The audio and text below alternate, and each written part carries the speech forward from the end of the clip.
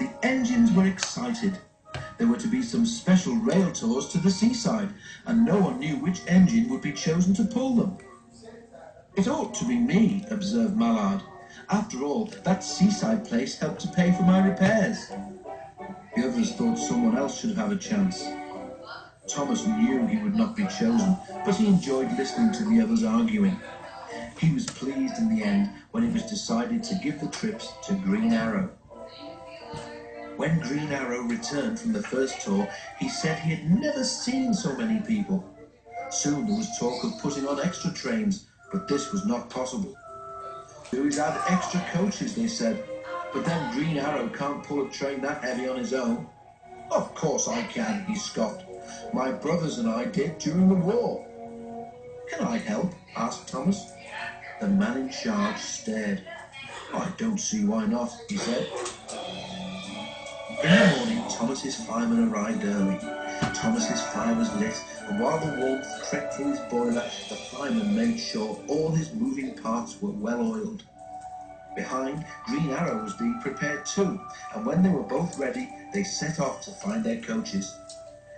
The station platform was jammed with an admiring crowd, which didn't seem to get any smaller, even after a trainload of people were in their seats. Thomas was coupled in front. He was pleased. He liked to see where he was going. At the seaside station, Thomas was turned round so that he could go in front again. After a rest, the engine set off once more. A ruined abbey stood at a place where the line curved beside a river. The crowd had gathered to wave and cheer, but Thomas wasn't watching them. Looking ahead, he had seen something strange. "Beep, beep! Stop, stop!" he whistled in alarm. The train was heavy and hard to stop, but they managed it just in time. Now everyone was able to see that, in front of Thomas, the rail near the river was lower than the one on the other side. "The water has undermined the embankment," said the inspector. "I'll go to the signal box and sort things out." Buses came for the passengers, but it was late before the men decided it would be safe to use the other track. Together, the engines pushed the coaches back to a crossover.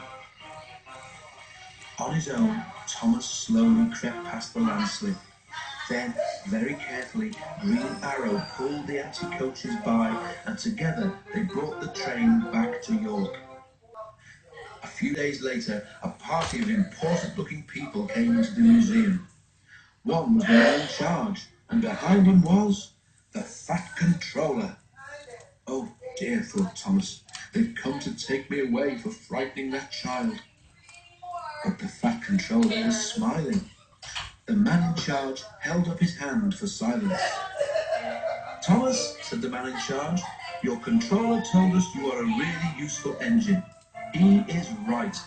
For saving a nasty accident the other day, we have decided that you should become an honorary member of the National Railway Collection.